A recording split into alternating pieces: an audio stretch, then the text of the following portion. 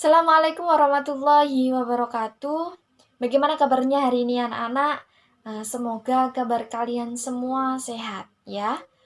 Bertemu lagi dengan saya di mata pelajaran Sejarah Indonesia. Untuk memulai pembelajaran kali ini, alangkah baiknya kita memulai dengan membaca doa menurut kepercayaan masing-masing. Dengan harapan semoga pembelajaran kita diberikan kelancaran dan manfaat di kemudian hari. Berdoa mulai.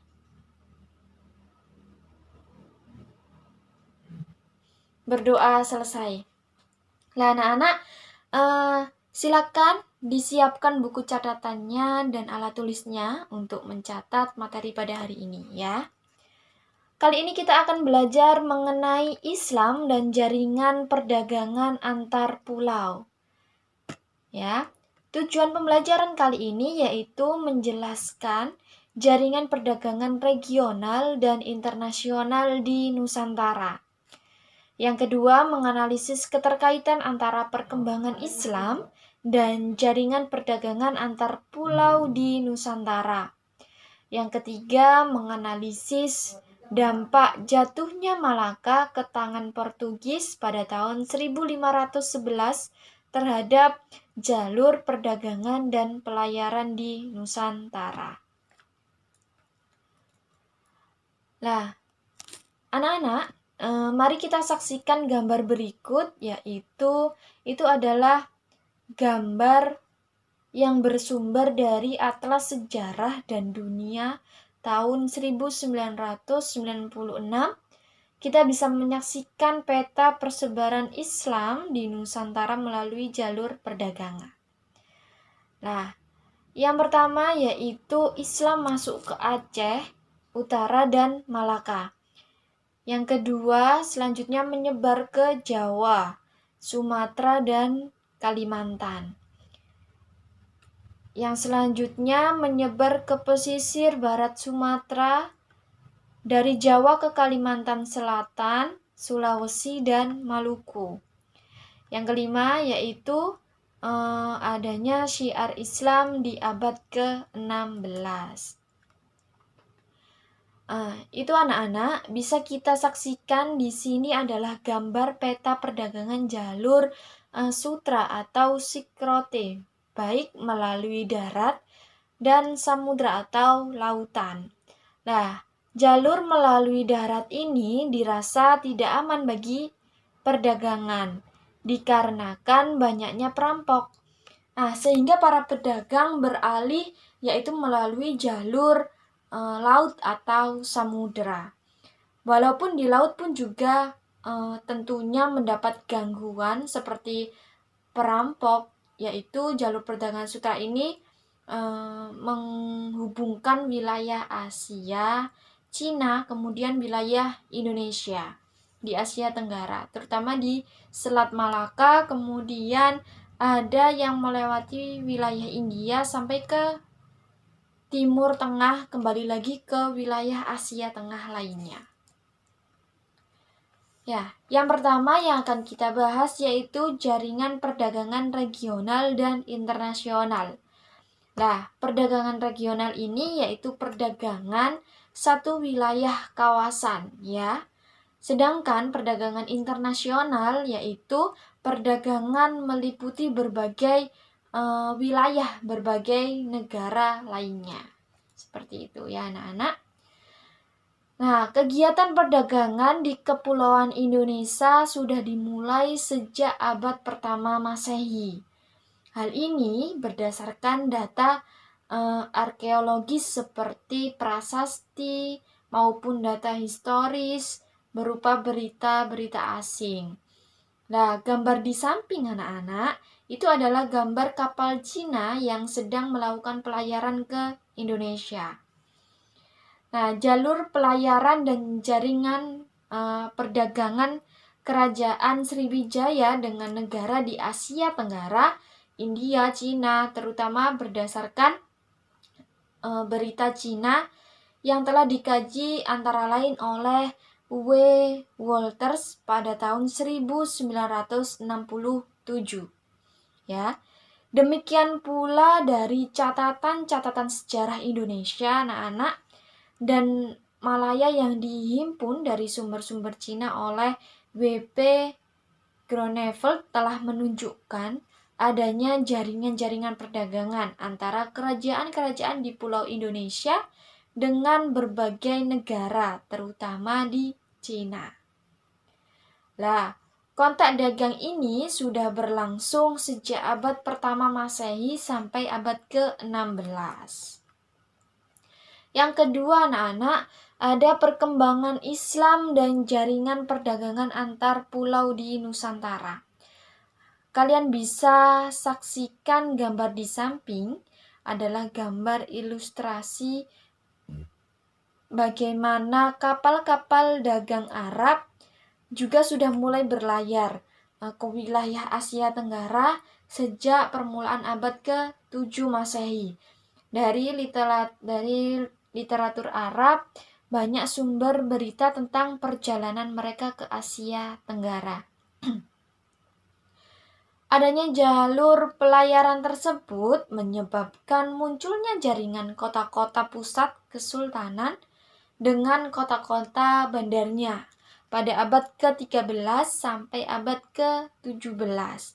Lah, perdagangan dan pertumbuhan serta perkembangan misalnya yaitu Samudra Pasai, Malaka, Demak, Cirebon, Banten, Ternate, Banda Aceh, Jambi, Palembang, Minangkabau, Tidore, Kutai, Banjar, dan kota lainnya. Nah, dari mana kita dapat berita-berita tersebut? Yaitu tentunya dari berita-berita asing. Nah, sumber berita asing. Yang pertama yaitu dari Laksamana Cheng Ho. Mencatat terdapat kerajaan yang bercorak Islam atau kesultanan.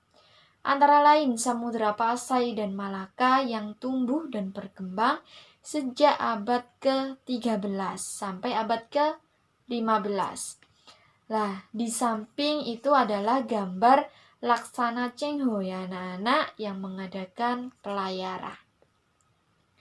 Yang kedua ada Mahuan. Ini dari Cina dinasti Tang ya. Juga memberikan adanya komunitas muslim di pesisir utara Jawa bagian timur. Jadi Mahuan ini memberitakan bahwa ada komunitas muslim di pesisir utara Jawa bagian timur. Yang ketiga, kemudian yang paling terkenal itu ya ini anak-anak, Tom Pires dalam Suma Oriental pada tahun 1512 sampai 1515, yaitu memberikan gambaran mengenai keberadaan jalur pelayaran jaringan perdagangan baik regional maupun internasional. Dan ia menceritakan tentang lalu lintas dan kehadiran para pedagang di Samudra Pasai yang berasal dari Bengal, Turki, Arab, Persia, Gujarat, Kling, Melayu, Jawa, dan Siam. Di Indonesia sendiri, di Indonesia Timur, perdagangan yang ramai di Ternate dan Tidore yang memperdagangkan cengkeh dan pala. Dan pada waktu itu cengkeh dan pala ini banyak sekali atau diminati oleh para pedagang luar. Karena dulu harga cengkeh dan pala ini seharga sama dengan harga emas. Somba Opung menjadi pelabuhan pusat komoditas barang pada abad ke-16 dan telah menjalin hubungan perdagangan Johor, Banjar, Blambangan, dan Maluku. Semua pelabuhan ini anak-anak tersebut umumnya didatangi oleh para pedagang Jawa, Cina, Arab, dan Makassar. Sedangkan pada abad ke-15 Sulawesi Selatan telah didatangi oleh pedagang muslim dari Malaka, Jawa, dan Sumatera. Pedagang Nusantara mengambil alih peranan India sebagai pemasok utama ekspor lada bagi pasar Eropa yang berkembang dengan cepat. Nah, yang ketiga yaitu dampak jatuhnya Malaka ke tangan Portugis pada tahun 1511 terhadap jalur perdagangan dan pelayaran di Nusantara. Apa saja dampaknya? Yaitu ketika Malaka jatuh ke Portugis, maka para pedagang Islam menghindar dan tidak mau berdagang di Selat Malaka. Kenapa begitu anak-anak? Karena Portugis menerapkan sistem perdagangan monopoli, sedangkan pedagang Islam mereka menginginkan perdagangan bebas, yaitu perdagangan yang harganya ditentukan oleh pasar. Oleh sebab itu mereka mengambil jalur lain atau jalur alternatif, yaitu dengan melintasi semenanjung atau pantai barat Sumatera. Kalau diperhatikan anak-anak, itu adalah gambar peta. Yang merah adalah jalur pelayaran ketika Selat Malaka belum jatuh ke tangan Portugis. Nah, setelah jatuh ke tangan Portugis, para pedagang lewat pesisir barat Pulau Sumatera, langsung ke Banten. Nah, dari Banten mereka kemudian ke Demak.